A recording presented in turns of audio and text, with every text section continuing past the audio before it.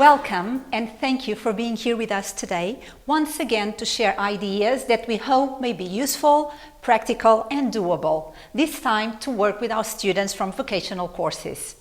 So let's skip the buzzwords we usually hear about this subject and dive right into our topic, which focuses on what we actually want to do, on what we actually struggle with every day, which is to promote learning and hopefully to promote proactive learning.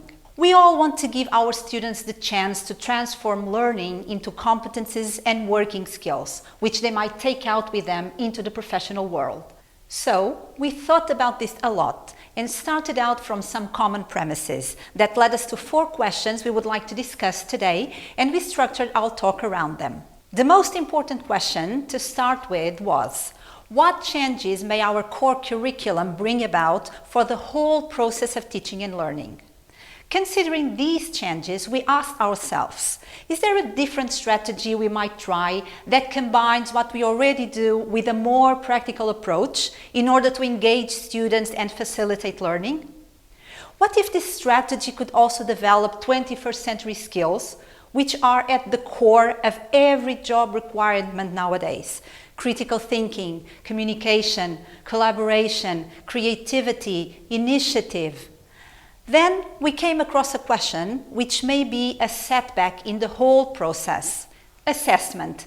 Can we think of a meaningful alternative assessment practice that might allow us not to place so much importance on a single written or oral conventional test that we end up having to repeat over and over so that students succeed in showing that they more or less know the contents?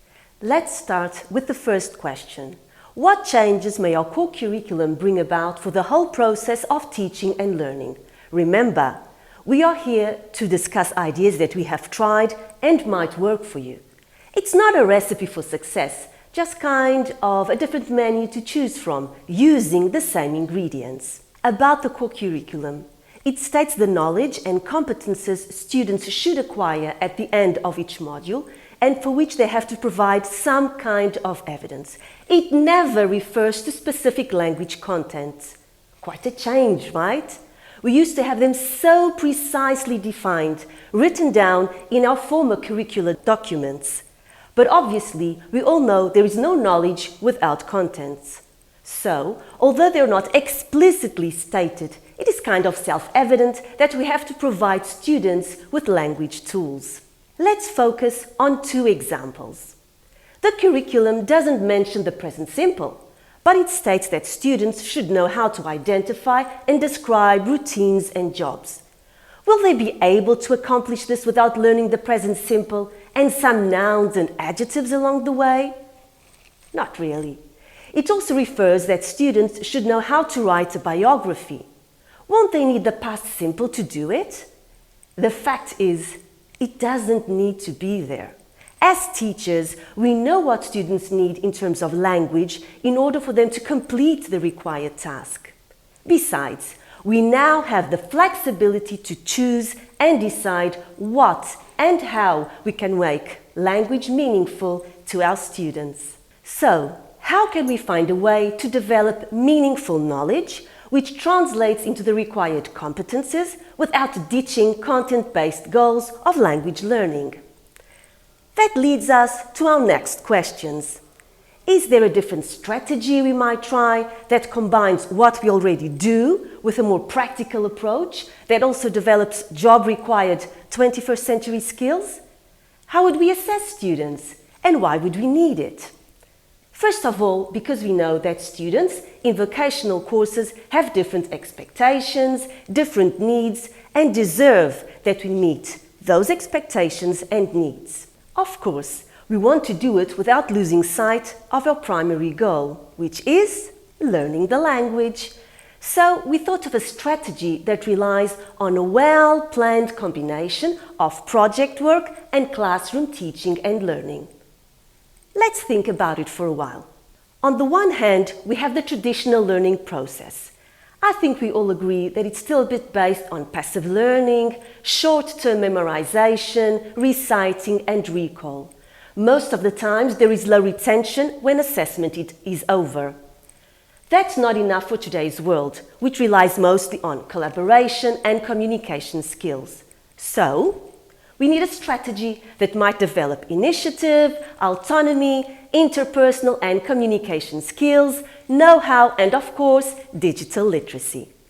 And it has been a general belief among us, English teachers, that language learning can and should contribute towards the general educational development. So, thinking about a new strategy, maybe we have to realize that our role needs to be redressed. We may have to learn to see ourselves less as an instructor and more as a coach or facilitator, less as someone who leads the class and more as someone who guides it, less as a single decision maker about what is going to happen in class and bring students' choices into the process. We may have to see lectures and book learning as part of the process, but not as the basis of our teaching role. We'll do it sometimes, and when or if needed. We may have to start seeing assessment from a different perspective. We work mainly with grades based on structured parameters. Maybe we need to have multiple and diversified assessment opportunities, not only because some students don't test well, as we know, but also because they can give us a picture of each student's strengths and areas for improvement. So, how are we going to do this? As we have said before, our suggestion is a well-planned combination of project work and classroom teaching and learning. We are not talking about the traditional project-based learning we all have heard about. I'm sure we all acknowledge it has a lot of advantages and positive features, but let's face it, it is a bit unrealistic in most of our schools, especially if we don't work exclusively with vocational courses. Of course, we sometimes use light projects to supplement other learning activities, like group presentations about a specific topic, usually to assess speaking skills.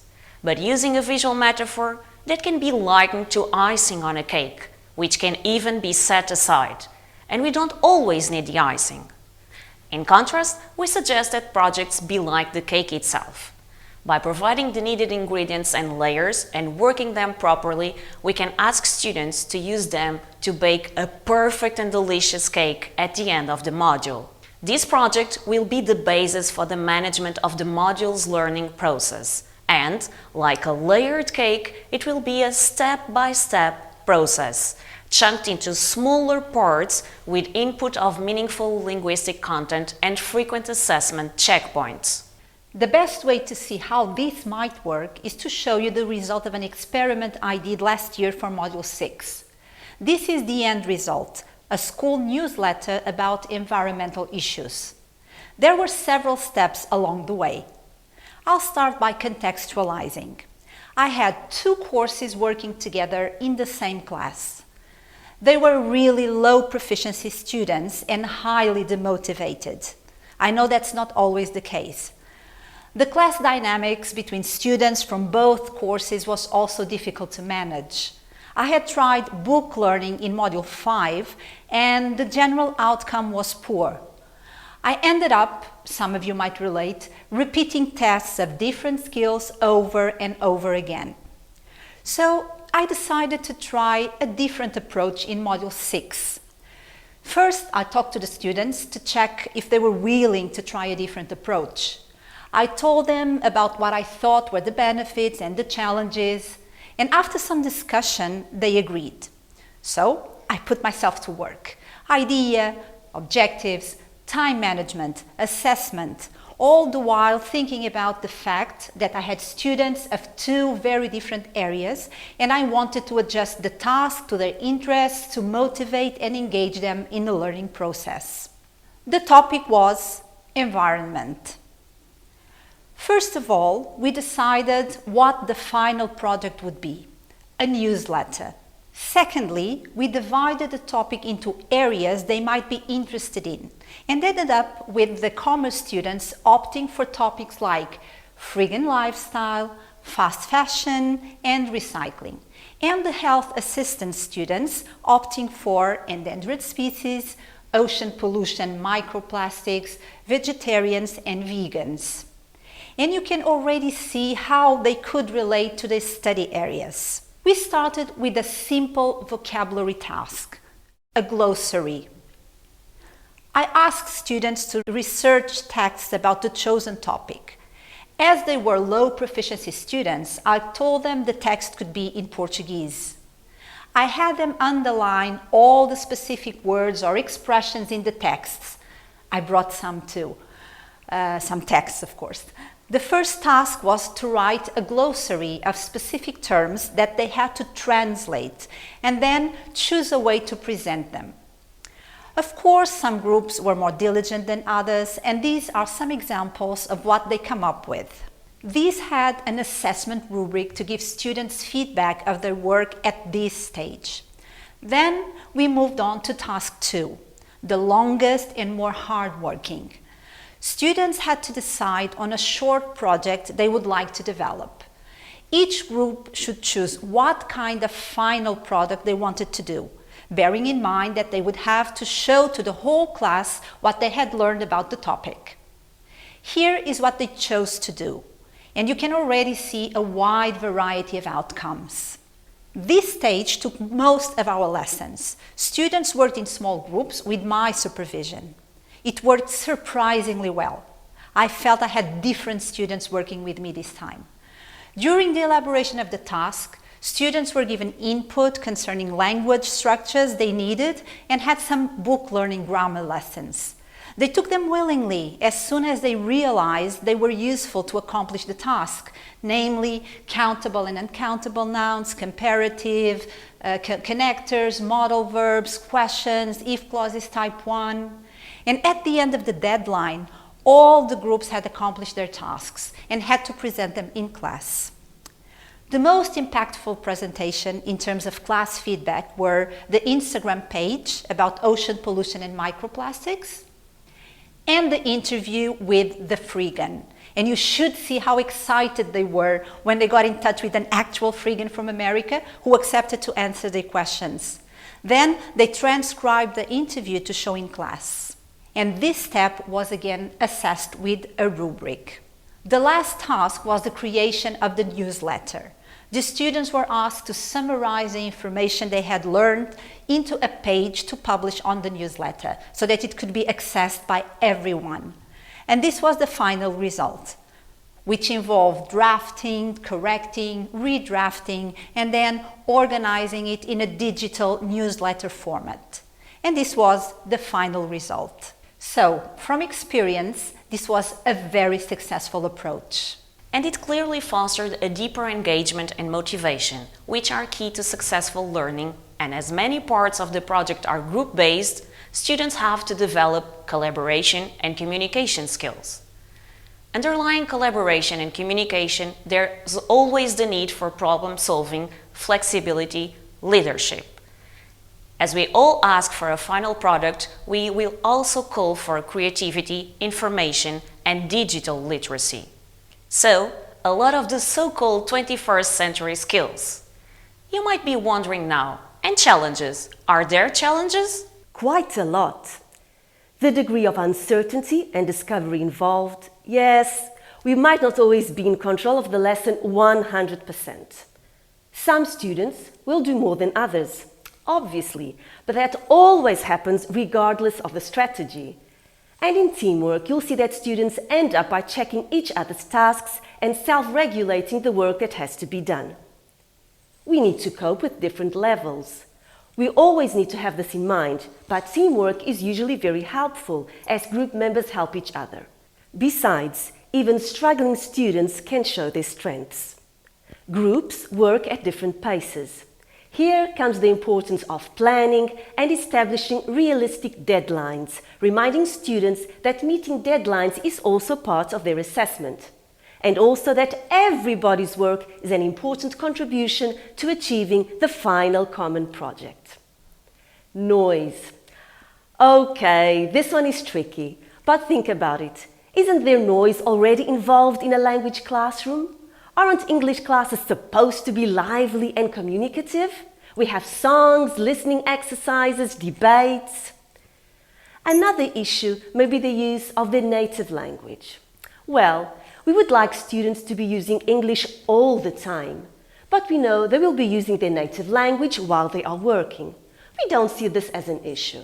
The native language and English are not isolated domains. Students may operate in both, constantly switching, as long as the final project is in English. Besides, it also provides good opportunities for realistic translation work. But we believe there are two issues that are truly the greatest challenges for us. The fact that it's time-consuming. Yes, it takes time to prepare, plan, make and present. You have to come up with an idea, think of how to engage students to get on board willingly, establish clear overall goals, plan objectives for each lesson, include moments of critique, redrafting and then displaying the final product, and then find criteria and descriptors for assessing each step of the project. And the second greatest challenge, to align project goals with curriculum goals. What if we provided the tools to help you overcome these two greatest challenges? If you have the idea, objectives, plan and the assessment tools all intertwined with the curriculum goals, will you be willing to try? If you are, be sure to follow our next sessions to find out what we prepared for you in our project for the vocational courses. Remember, the curriculum states the ingredients, but we get to mix them and help students bake the best cake they can possibly come up with. Thank you. Hope to see you soon. Lei Educação, ponto de encontro.